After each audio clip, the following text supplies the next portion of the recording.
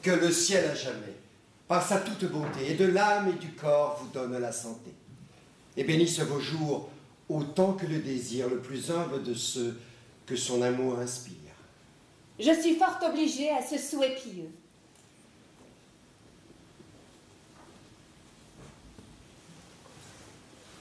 Mais prenons donc un siège, afin d'être un peu mieux.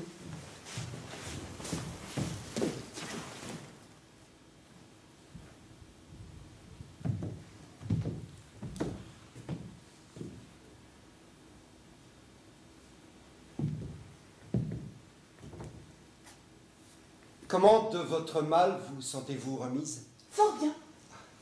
Et cette fièvre a bientôt quitté prise. Mes prières n'ont pas le mérite qu'il faut pour avoir attiré cette grâce d'en haut, mais je n'ai fait au ciel nulle dévote instance qui n'ait eu pour objet votre convalescence. Votre zèle pour moi s'est trop inquiété. On ne peut trop chérir votre chère santé. Et pour la rétablir, j'aurais donné la mienne. C'est poussé bien avant la charité chrétienne. Et je vous dois beaucoup pour toutes ces bontés. Je fais bien moins pour vous que vous ne méritez.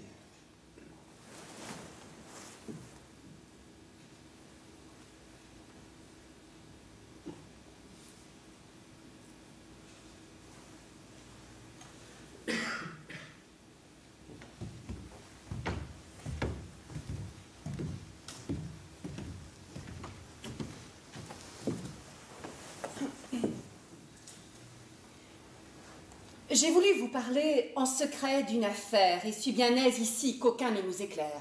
J'en suis ravi de même. Et sans doute il m'est doux, madame, de me voir seul à seul avec vous. C'est une occasion qu'au ciel j'ai demandée sans que jusqu'à cette heure il me l'ait accordée. Pour moi, ce que je veux, c'est un mot d'entretien où tout votre cœur s'ouvre et ne me cache rien. Et je ne veux pour grâce singulière que montrer à vos yeux mon âme tout entière et vous faire serment que les bruits que j'ai faits, des visites qu'ici reçoivent vos attraits, ne sont pas envers vous l'effet d'aucune haine, mais bien plutôt d'un transport de zèle qui m'entraîne et d'un pur mouvement. Je le prends bien aussi et crois que mon salut vous donne ce souci. Oh oui, madame, sans doute. Et ma ferveur est-elle... Oh, vous me serrez trop. C'est par excès de zèle. De vous faire aucun mal, je n'eus jamais dessein, et j'aurais bien plutôt... Que fait là votre main? Je tâte votre habit, l'étoffe en est moelleuse. Ah, de grâce, laissez. Je suis fort chatouilleuse. Mon Dieu! Que de ce point l'ouvrage est merveilleux. On travaille aujourd'hui d'un air miraculeux. Jamais en toute chose on n'a vu si bien faire. Il est vrai.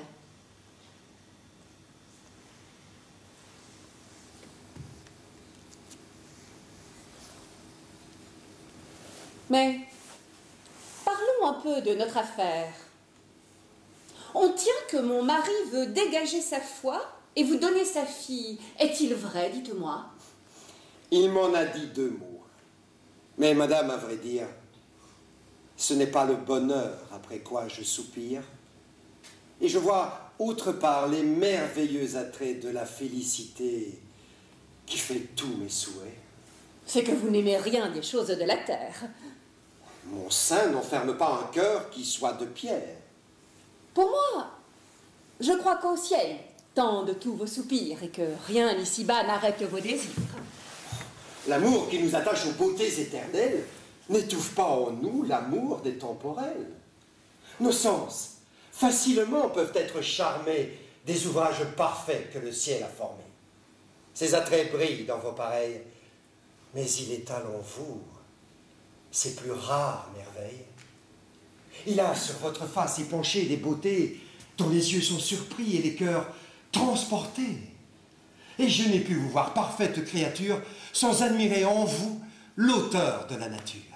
Et d'une ardente amour sentir mon cœur atteint au plus beau des portraits où lui-même il s'est peint. D'abord j'appréhendais que cette ardeur secrète ne fût du noir esprit une surprise adroite. Et même à fuir vos yeux, mon cœur se résolut, vous croyant un obstacle à faire mon salut. Mais enfin, je connus, ô beauté tout aimable, que cette passion peut n'être point coupable, que je puis l'ajuster avec la pudeur, et c'est ce qui m'y fait abandonner mon cœur.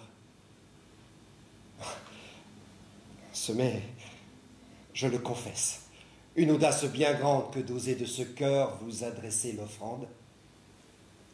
Mais j'attends en mes voeux toute votre bonté, et rien des vains efforts de mon infirmité. En vous est mon espoir, mon bien, ma quiétude. De vous dépend ma peine ou ma béatitude. Et je vais être enfin par votre seul arrêt heureux, si vous voulez, malheureux, s'il vous plaît.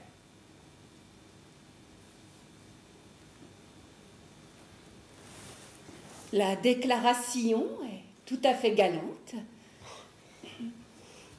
mais elle est, à vrai dire, un peu bien surprenante.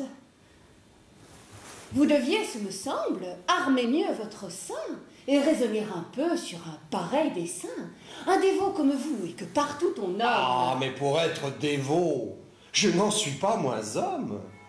Et lorsque l'on vient à voir vos célestes appas, un cœur se laisse prendre et ne raisonne pas. Je sais qu'un tel discours de moi paraît étrange, mais madame, après tout, je ne suis pas un ange. Et si vous condamnez l'aveu que je vous fais, vous devez vous en prendre à vos charmants attraits. Dès que j'en vis briller la splendeur plus qu'humaine, de mon intérieur vous fûtes souveraine. De vos regards divins, l'ineffable douceur força la résistance où s'obstinait mon cœur. Elle surmonta tout. Jeûne, prière, larmes, et tourna tous mes vœux du côté de vos charmes. Mes yeux et mes soupirs vous l'ont dit 1000 fois. Et pour mieux m'expliquer, j'emploie ici la voix. Et si vous contemplez d'une âme un peu bénigne les tribulations de votre esclave indigne, s'il faut que vos bontés veuillent me consoler, et jusqu'à mon néant daignent se ravaler, j'aurai toujours pour vous, ô suave merveille, une dévotion à nul autre pareille. Votre honneur avec moi ne court point de hasard, et n'a nulle disgrâce à craindre de ma part. Tous ces galants de cour dont les femmes sont folles sont bruyants dans leurs faits et vains dans leurs paroles. De leur progrès sans cesse on les voit se targuer. Ils n'ont nulle parole qui n'aille divulguer. Et leur langue indiscrète en qui l'on se confie déshonore l'autel où leur cœur sacrifie. Mais les gens comme nous brûlent d'un feu discret, avec qui pour toujours on est sûr du secret. Le soin que nous prenons de notre renommée répond de toutes choses à la personne aimée. C'est en nous qu'on trouve, acceptant notre cœur, de l'amour sans scandale et du plaisir sans peur.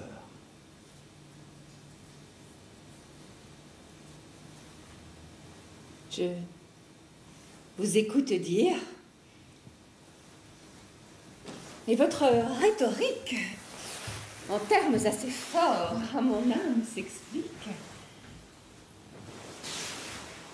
N'appréhendez-vous point que je ne sois d'humeur à dire à mon mari cette galante ardeur, et que le prompt avis d'un amour de la sorte ne pût bien altérer l'amitié qu'il vous porte?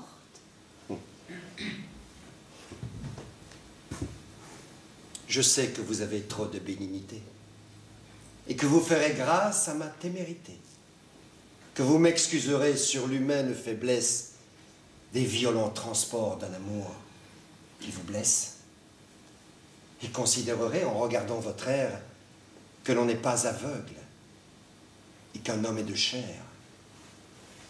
D'autres prendraient cela d'autre façon, peut-être. Mais ma discrétion se veut faire reparaître.